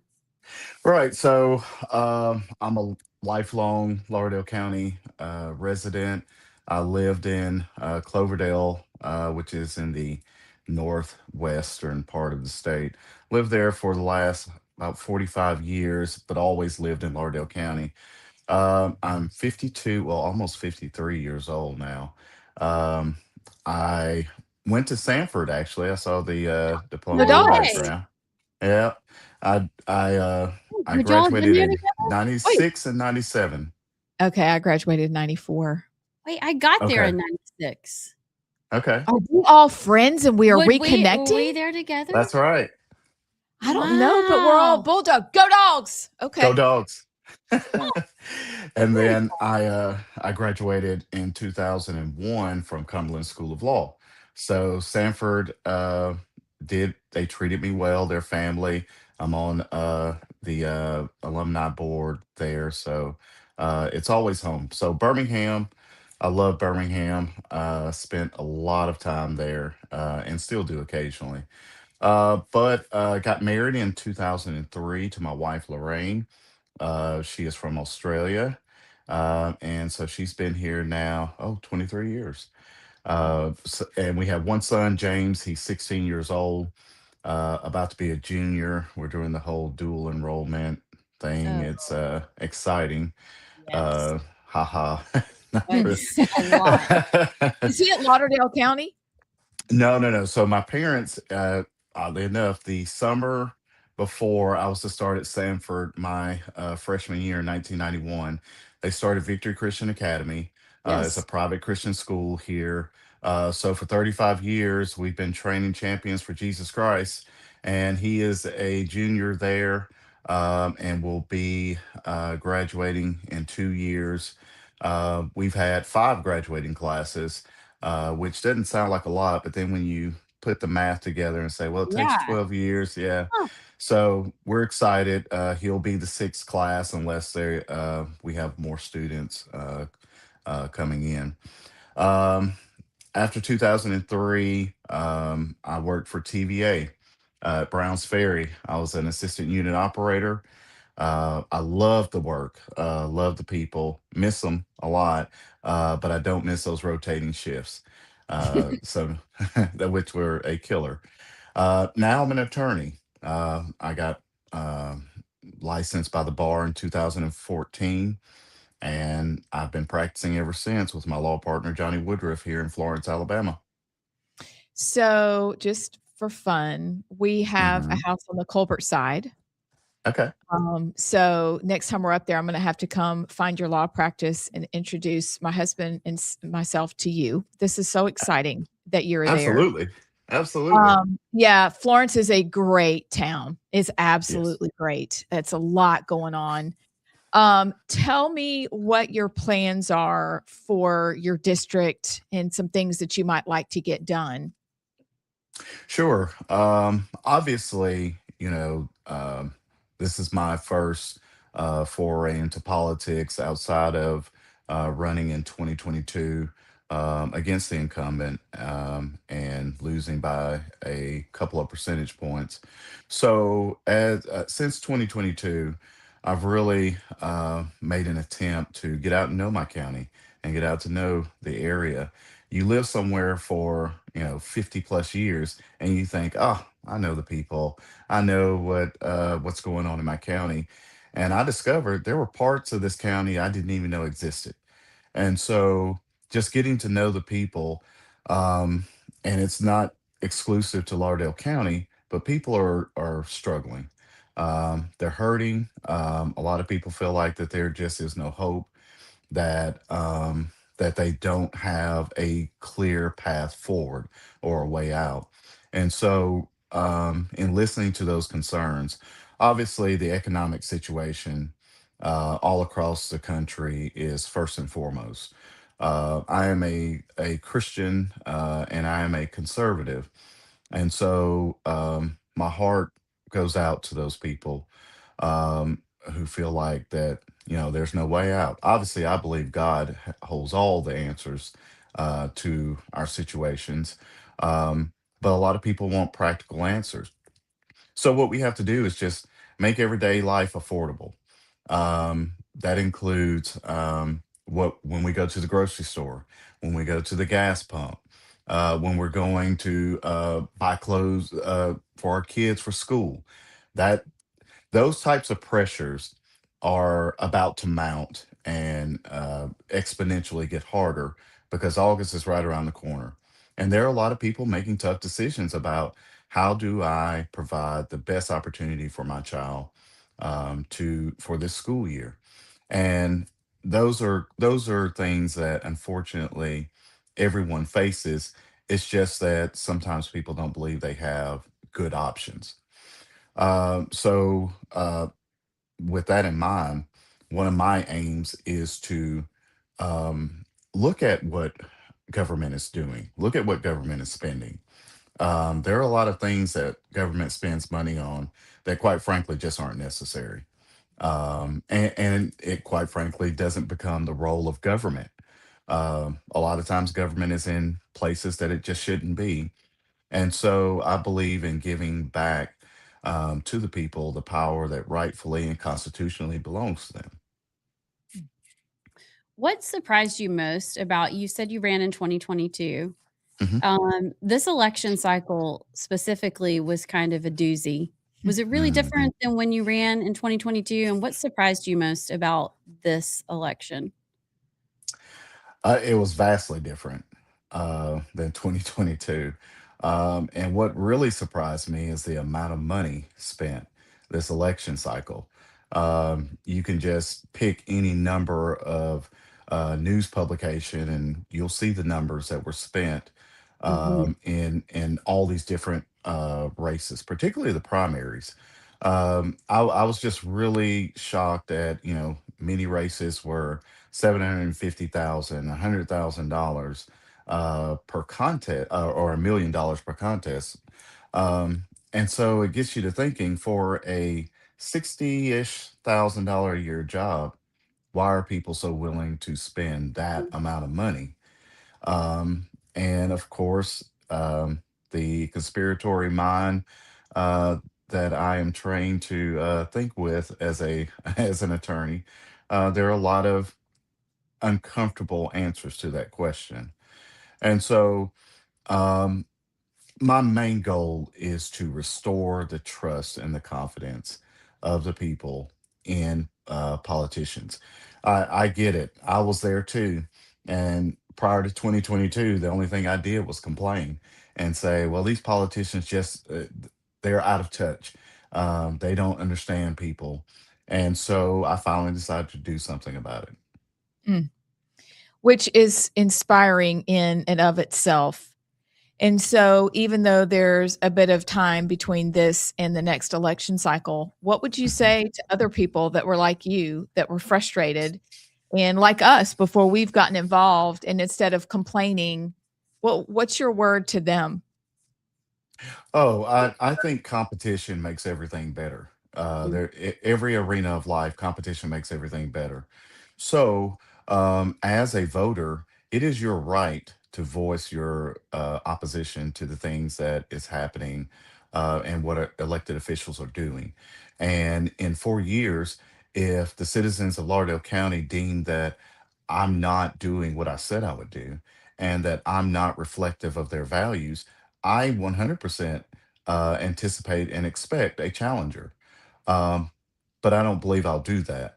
I'm straightforward. If I tell you that this is what I'm going to do, it's what I'm going to do. And so I would encourage anyone out there who is tired of getting online, the social media, and feeling frustrated. I encourage you. Throw your hat in the arena, so to speak. And now be prepared because it's not it's not all fun and games because you are tasked with representing people. Your decisions carry a lot of weight. Even though I am one vote, uh, I, I represent the citizens of District 1 in Lauderdale County, but not only that, the state of Alabama. So I take that very seriously. And I think that if anyone has that inclination, if anyone believes, hey, I'm just not being represented, well, put your money where your mouth is, and get out there, do the hard work, do the canvassing, go to the events, have ideas, and challenge someone. Mm. We still have an election to go in November. So where can people find out more about your campaign? And honestly, it's kind of, we talk about adoption, like not everybody's called to adopt, but we are all called to care for the orphans and the widows and the outcasts. Not everyone is called to run for office, but we are called to get involved on some level and maybe even to help you in your campaign. If people want to get involved, to donate, how can they do that? So McCaney for the number 4, alhouse.com, or Spell your last MauriceMcCaney.com. name. Spell your last name because there's lots of weight. And he said McCaney. McCaney, I got it now. Okay, because I'm sorry for the McCaney. mispronunciation. McCaney. I've been called worse. Okay, I'm writing it down. Spell it for me because I grew up in East Tennessee. So let me write this down slowly. Okay, McCaney. There we go. Okay, got it. 4 For the number 4, yeah. alhouse.com. Got it. Okay. Got it. That's good. Thank you so much. We'll stay in touch. Keep us posted. Thank you both. Good luck. I know you have a whole other job you still have to do, which people forget. That I say that all the time. I'm like, we forget that y'all are just like human beings and you have lives and family. So keep up the good work. Thank you so much for being with us. And I'm sure we'll talk to you before November. Yeah. Yes, thank you so much. It's been an honor, and I'm big fans. So this is, I'm just going to fanboy out after I log on. JP, clock that, and we'll clock it. We'll make a little button of that. Yes, Maurice, thank you so much. Have a great day. He is great. I guess he was lawyering and all his. He was lawyering. I feel very slouchy.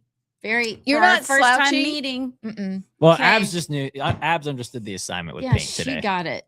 Well, I mean, it's like we communicated that we were both going to wear pink, but that's okay. You know what? It's Lauderdale County, and this is JP. Your family's from Lauderdale County. Yep. We're Colbert side. Like, it's okay. What's the demographics? We're family here. Of Lauderdale County. It's a great question. I think We I'm going to should look probably that up. find out. It's a great place, and I ain't never been there. you need to come up. I need to go up there. Granny Ram grew up in Rogersville. That's where all her family's from. Stop. But also Lauderdale County was our rival in high school for the region every year. So Will he the represent Tigers? Granny Ram's fam? pretty much, yeah. Wow. Mm-hmm. Go, Okay. Maurice. Go. We are going to finish up with some of the montage topics after the break. We'll be back. Everything you put in your mouth. You're not going to neglect yourself. You're not going to, if you're going to a birthday party and they're having cake and ice cream, if you don't eat the cake and ice cream, I'm going to be mad at you. I'm just not one of those strict all or nothing. I teach people to get it right 80, 90% of the time. 10%, 20% of the time, you can get it wrong. But if you're getting it right consistently, you're going to see progress and you're going to see results. I saw I think you sent me, I don't even know how many pound individual, but the macros in the food. Oh, yeah. Now that is cool. It was pretty cool. And when you start studying how everything interacts inside the body and what the body really needs versus what it gets, y'all know carbs are not the enemy, right? Everybody knows that? Okay. Yes. Carbs are not the enemy. You need carbohydrates. Don't just go on an all-protein diet. But when you start seeing how those foods and the things that you're putting in your body interact with what you're able to do and what the outcome is and how the body processes it, I try to break it down into a really simple layout. Like, I think what I sent you is it's like a mini poster. It's an 11 by 17. You can print it out, stick it on your refrigerator, and it has all of your meals. It has all of your macros, what you're eating, what you can substitute in. It has in how much water you should be drinking, little tidbits, little encouragements along the way. And I change it on a weekly basis for my clients. So, if you tell me you hate shrimp, you're never going to see shrimp on your menu. If you tell me you love yogurt, you're going to get a lot of yogurt. And I try to make it customized based on the lifestyle of the person. If they work 18 hours a day and they got to be able to pack it. And if they don't cook, some people just don't cook. I have to come up with things that they don't have to cook. Wow. But I try to customize it for everybody and make it something that is livable, safe, nutritious, and maintainable. That's the big thing. With the goal being for people, like with my clients at the gym, they learn over time. The first month, I may get 100 phone calls. Can I eat steak? Yes, you can eat steak. Can I eat a baked potato? Yes, you can eat a baked potato. Now I'm mad at you if you don't eat it, by the way. So, can I put butter on this? Yes, you can put butter on this. Just don't put fake butter. I'm big on real food. We've talked about this. Yeah. I'm not a fan of plastic. I don't like to eat plastic, personally. Yeah. It's just not my favorite food. It's not very tasty. Mm-mm. If you can take a pack of tortillas and open it and go back, put it on top of your refrigerator and go back a month later and they're still edible, something's wrong. It's not a tortilla, it's plastic. So in the nutrition side, what are your top 3, without being too specific? I would love for you to draw me an 11 by 17. Well, I'm going to show you on my phone. You're going to I want to see this. I'm kind of die. jealous you have one. But if you had to say these are the top 3 most important things nutritionally, what would you say? Make sure you're drinking enough water. First and foremost, you need to be drinking. Yeah, it's kind of cool. Isn't that awesome? You do that? Well, I use tools that I've set up as templates to do it. But basically, I can take that program and plug in what you want, how many calories I want you to have, how many macros of carbs, protein, fat, and split it into how many meals based on your cooking preference and what you like and what you don't like. And I can come up with a perfect macro-friendly and inexpensive way for you to eat every day within reason. Now, what I tell people is that's not a Bible. It's just a guide. So if you want to substitute one protein for another, one vegetable for another, one bread for another, one potato, whatever it is, you have interchangeable. So it's kind of like other programs where it'll be, you have like the pie and you stick the pieces in the pie as you eat the part. It's similar to that, but it's much more fluid and much more lenient. So if you're hungry and you have something in front of you, even if it's not on that list, I want you to eat it. I mean, I'd rather you eat than not eat. But one thing that I was telling you earlier is that most of my clients, and I have several clients over 400 or 500 pounds that I run into, every single one of my morbidly obese, in danger of a serious health risk problem people do not eat enough food, even when they weigh 500 pounds. Tell me what you mean by that. But how can they, what are they eating? They are in what is called a metabolic crisis. A metabolic crisis happens It's kind of a newer thing, but it's very real. When your diet has been so poor for so long and you have exercised so little for so long that your muscle weight is negligible. I will have one of my clients weighs 524 pounds. She has 60 pounds of muscle on her. 60. Not skeleton, just muscle. So her muscle weight calls for her to eat 80, maybe 90 grams of protein just to maintain that little bit of muscle without doing any exercise. But every calorie that she consumes at this point, it's like a snowball effect because her body doesn't have enough muscle to metabolize the calories. She's not getting enough activity to do anything. Her metabolism is so wrecked that everything just stores as fat. She tells me what she eats. Her husband tells me what she eats. And even if she sneaks and eats a gallon of ice cream, it's still not enough calories to support 524 pounds. So I have to believe that's true. And it's every single one. And to a fault, to a T, when they finally get around and I keep hammering, you got to eat, you got to eat, you got to eat. And they start eating, they start losing weight. And until then, they don't. And when they're eating what you've created. Right. They're eating probably They're eating well proper for the food. first time in their life. For the first time in their life. Like I've had people that have come in, and this is with me going, bring me what you eat today. Let me see what you eat today. And one of them who's a I'm just really glad that that we're not live in our breaks. So anyway, it's time. Instead of our Clown World that we usually have on Friday, we have our new segment that we're doing that apparently y'all enjoy, and we're very grateful. Also, how are all of you doing today, by the way? We probably should talk about that and read your text in a minute. But first, we're going to have Muslim Minute. The one that sells drug, good or bad? Just very quickly, good or bad? Bad. How about the murderer? How about the one who commits adultery, zina? What about the one who rapes a child? What about the one who drinks alcohol? What about the one who does the biggest of the kabair, good or bad? This person, one person that commits all of these sins, he commits all of these sins on a daily basis, but he prays, is better in the eyes of Allah than the one that doesn't commit any of these sins but doesn't pray.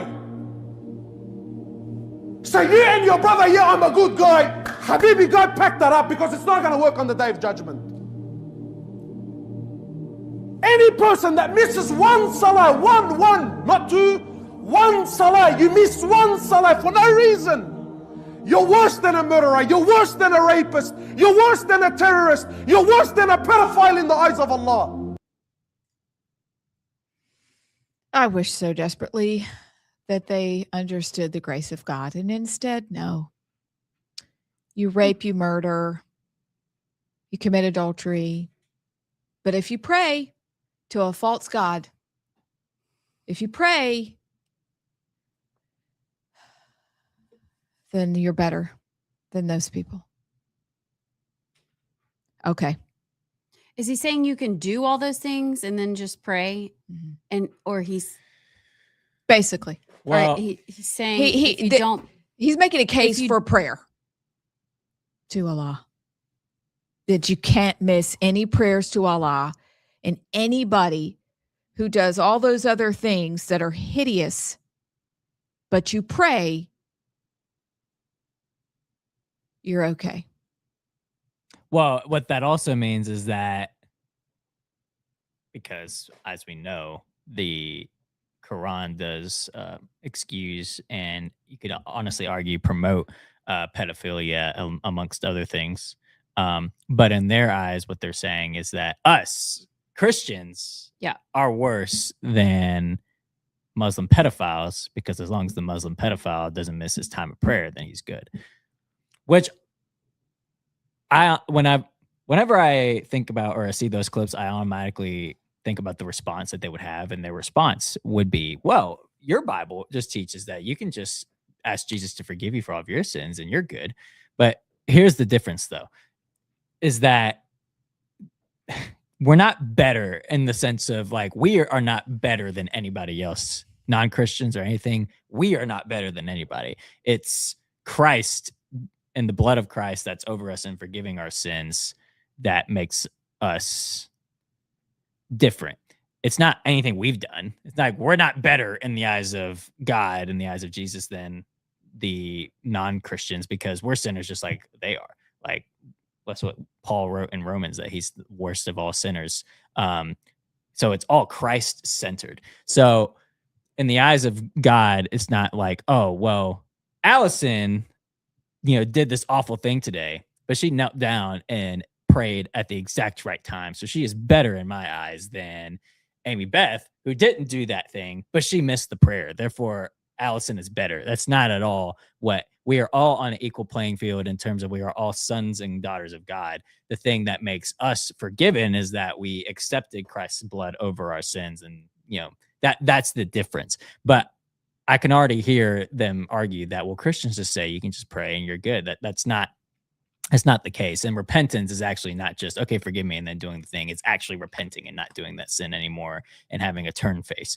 But that is the difference. God doesn't view, and the only true God, Yahweh, does not view any one person better than the other based off of sin. We are all equal sinners. We are all not all sins are equal, but we are all equal sinners. It's those that just accept the blood of Jesus that makes the difference. So, but again, like what he's saying is that the infidels, the Christians, the others that don't pray to Allah, they're worse than the Muslim pedophiles, because the Muslim pedophiles, at least they kneel down and pray at the right time every day, So, and again, that's totally separate from the fact that the Quran does promote a lot of the sins that he even said. So it's hypocritical, but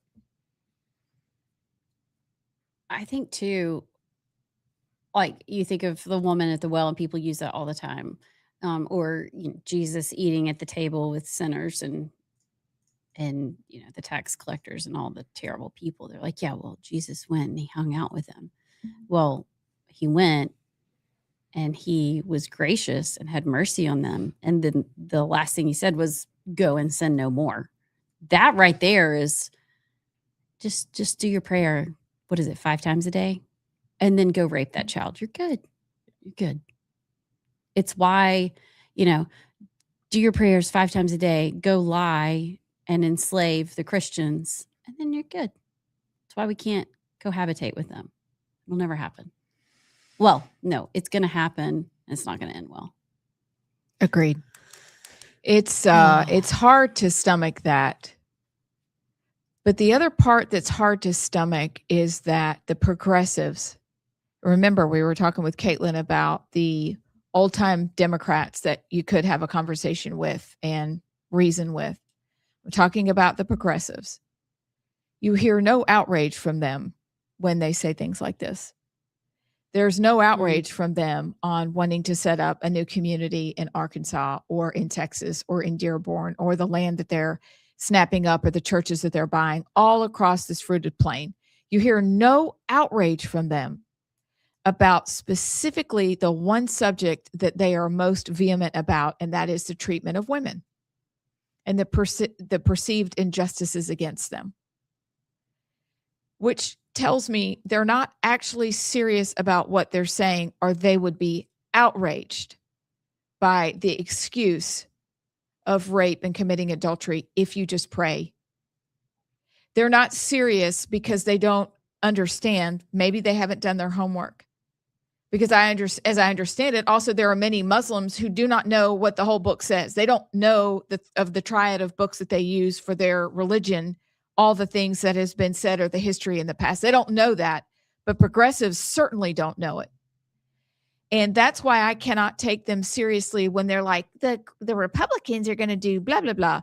No, actually, it's going to be the Islamo-communist like Zoran Mamdani in New York City doing things to people that will be outrageous, the things that he will allow, and he'll offer no protections for the normies, only for the people who are Islamo-communists like him. And so when it comes to their treatment of women specifically, and there is no outrage, and they make excuses for raping young girls and marrying them because in the Quran it said that that's what, Muhammad did. And he gave this unique access to women in a dream. And suddenly that's supposed to be okay. And nobody's outraged by that on the left.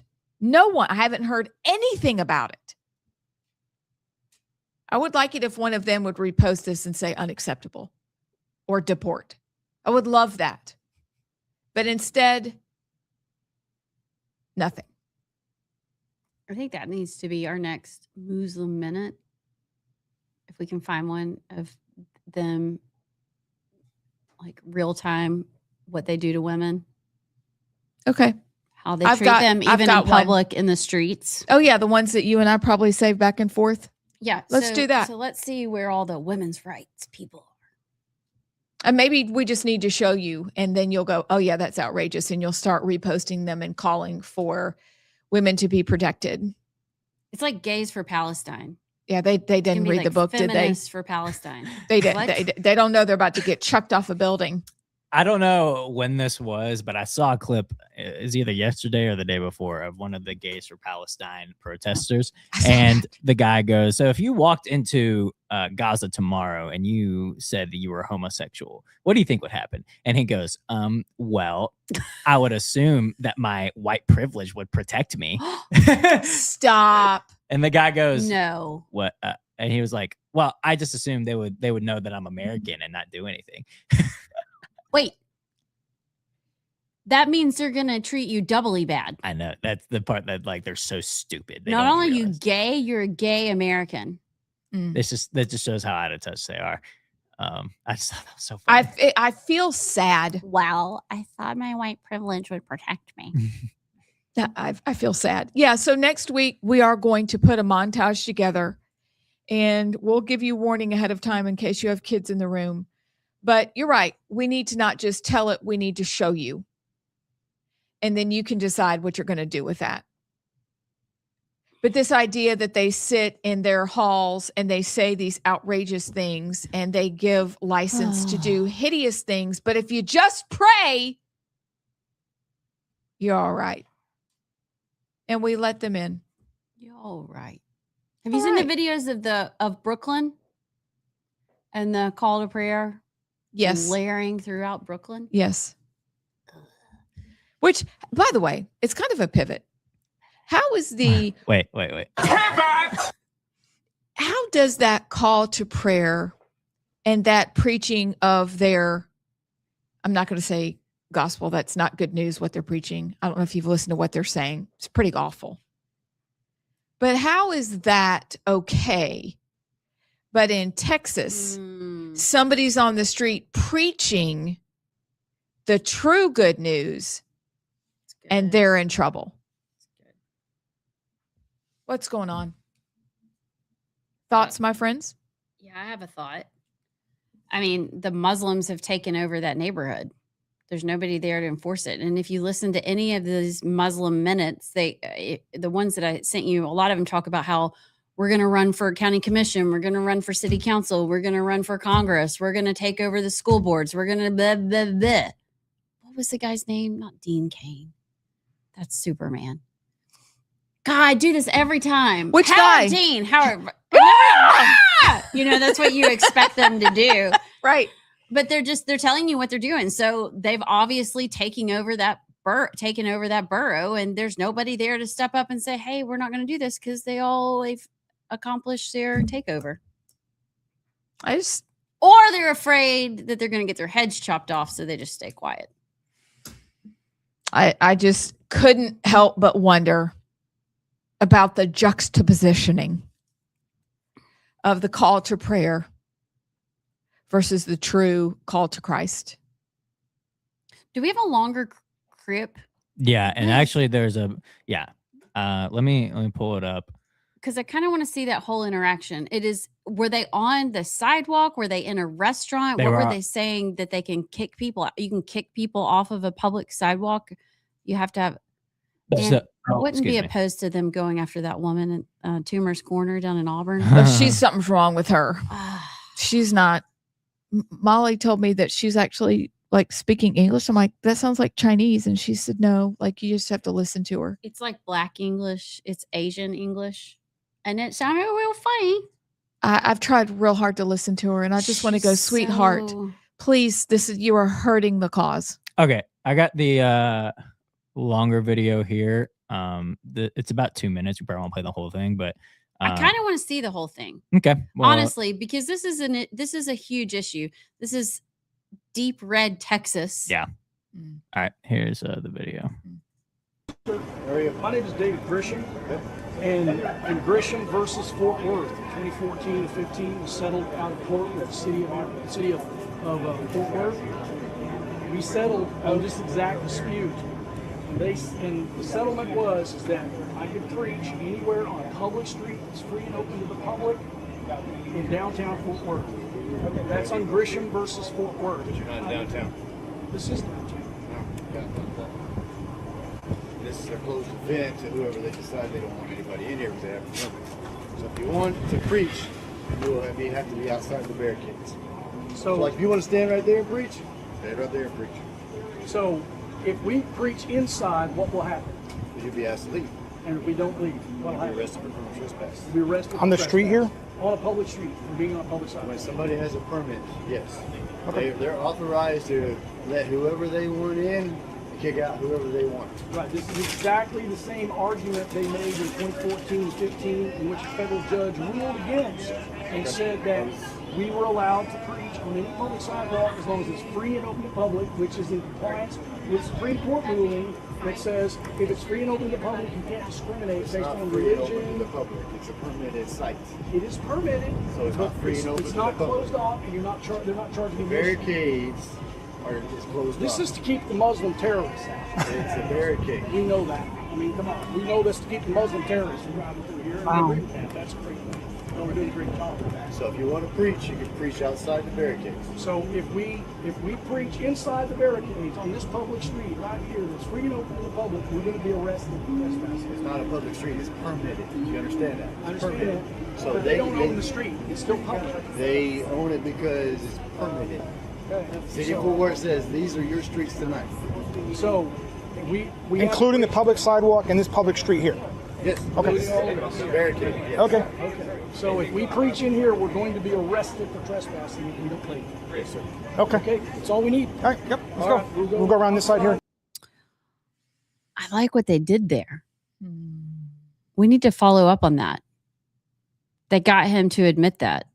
And that's what they were pushing for the whole time. Now, that is a little...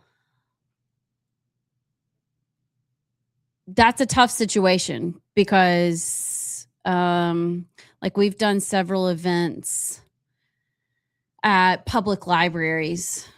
You can't really deny someone from entering, but you can ask people to leave that are being disruptive, even though it's a public space. So I kind of get where they were going with that, honestly. But he did mention, I haven't looked into the details of the case, but apparently there was a 2014 case where that same situation happened and it was ruled in favor. So I don't know. I haven't looked into the details of it, but so that was a pride event. That was a pride event in Fort Worth. Yeah.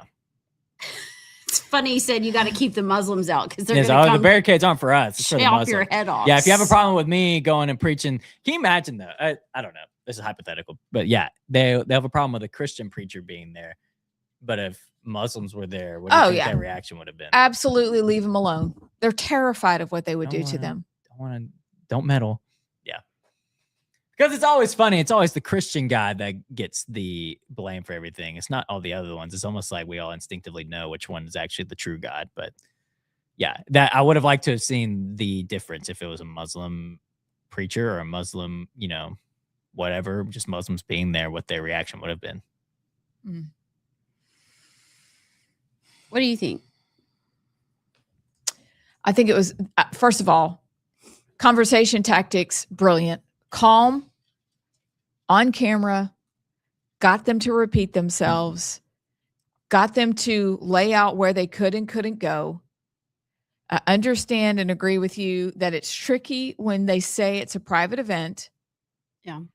But it also tells me on a whole different level, spiritual level, then the gay pride people cannot bear to hear the gospel. Because think about any other event. People will be like, just do what you want. But it's a pride event. So that's a whole nother issue. But I liked his tactic and I thought it was excellent. He did not lose it. You lose the argument when you start yelling You lose control. You've lost. Now, this man also has an opportunity to go back and say we won a lawsuit back in 2014. So now he can take that back and say, does this count? And that officer is on camera. Yeah. Also brilliant. Like all the things that we talk about, that was great strategy right there. Really great. We got to remember that. Really, really good. But I understand it's a private event. That's fair. All right. We're just going to go over here. But if the lawsuit doesn't say that and it did allow them to be there, that's a whole nother issue. So we do need to follow up and see what happens and see if that police officer was right. Maybe he wasn't. But if they're Muslims, they could have stayed. Did y'all see the street preacher that was during the Word Cup? Golly, I need to go to bed. You can go home and take a The nap. Word Cup. Word of the day. The World Cup, he was preaching, and the Muslim guy that came up to him, and I mean, it was straight up demonic. It was insane. That guy did a great job too. The Christian, I mean, this Muslim is, and his hands are behind his back because I think he knew he'd probably get in trouble if he did start swinging. I don't know, maybe not. Maybe they'd give him a trophy. But the street preacher started telling him how much Jesus loved him and that, just really started preaching the gospel. And I feel like at some point he started singing, Jesus loves you. Well, Jesus loves me, but Jesus loves you. And the guy, you watched him, his whole countenance, he just kind of simmered down and then just slowly walked off. And I was like, oh, that's a good note to self. Like there's literally power in Jesus's name to defend yourself against all this kind of demonic evil that is coming after us, because it was scary. His eyes were all nutty. Yep. I mean, he was almost like he was on crack. Caught. Yes. Yes. Oh. Yes. Caught with a K. It was scary. That was very scary. That's good stuff though. Yep. So moving on to somebody who shouldn't be in office because she shouldn't even still be here. And she's married to her brother, which is just so weird. Gay and weird. Ilhan Omar's. It's retarded, actually. It is. Financial disclosures erased millions, leaving her with a potential negative net worth, but she won't explain why. Thoughts? I just can't believe she's still in Congress. And that's how retarded we are. You've opened a can. I'm sorry. Not really. We are literally retarded in America. You hate America. You have pledged your allegiance to Somalia. Why? I don't know. Ugh. You even fled there. And you represent in the United States of America. You're one of 535 representatives. What the hell county? But we go, well, there's nothing we can do about it. That's the definition of retarded. It is. That's a very fair show definition. So this is from Fox News. Here, I'll make it a little bit bigger.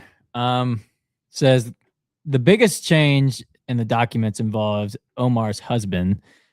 His reported ownership interest in both his winery and venture capital advisory firm, which were previously valued in the millions of dollars, are listed with no value now. In Omar's 2024 financial disclosure records, her husband's share in his winery was valued between $1 million and $5 million, and his share at the venture capital advisory firm was valued between $5 million and $25 million. Now his equity interests are both listed at zero. That's so odd. Okay, I wish I could get this freaking thing to go away. But Omar's office previously told Fox News Digital that her husband has partners in both businesses and said that the earlier disclosure mistakenly reflected the business's total equity rather than his ownership interest. The office also said that the original filing listed assets without accounting for liabilities. It just doesn't make any sense. But is this a new story? Is this just coming up again? Because I feel like we went through this. I think this is a new story. Well, either way, new or old, you married your brother and you're corrupt. Deport. Deport. Could we have a button on the board Deport. that all together we say 1, 2, 3, deport? Deport. Deport. Just I used it on James Tallarico and X the other day. I don't think you can deport him, but he said something really stupid. I can so just picture deport. Allison like in an office with like a big desk and a big red button on the middle of the desk that just says deport and just like, wait, but I deport. Wait, but I deport. It's just. I'd like a stamp. It's kind of like how the red button in the in Trump's office gets him a Diet Coke. Allison has a big red button that just deports you. And I feel like I need a hole in the floor, Yeah, and you just like disappear. Oh, wouldn't that be Go great? to Somalia. Yeah, a trap door on the stage. Deport. Gone. I didn't mean it. Like you're falling down in the TV show on Apple, Silo, and you're just. I don't know that show. Oh. Silo? Do you like sci-fi a little bit? Or it's kind of a dystopian. We started watching it. I love the actress Rebecca Ferguson. And we missed season 2. We only watched season 1. This is a couple years ago. And we saw that season 3 was coming out. And Chris was like, no, I really don't think we saw season 2. Because probably in your family, you have a service like Apple. You cancel it. You forget about all the shows on there. Yeah. And then you're like, oh, look, it's on Apple. We should probably get Apple again, which is what we did. I don't know if you like that kind of show, but very interesting. Very, very, very interesting. But if you fall down, you fall way down.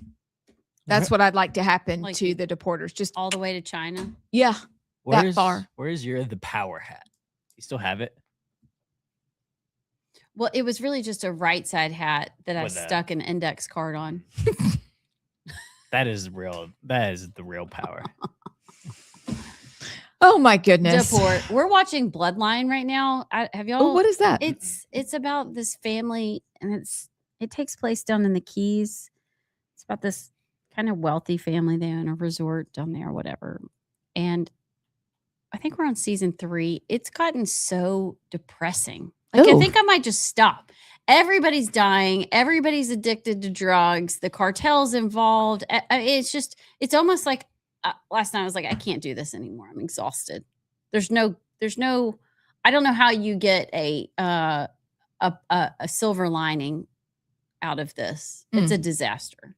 If anybody's watched it, let me know if you get to the end because I'm about to give up. Has anybody seen the show Pressure or the movie Pressure? It's like right before D-Day. I think it's called Pressure.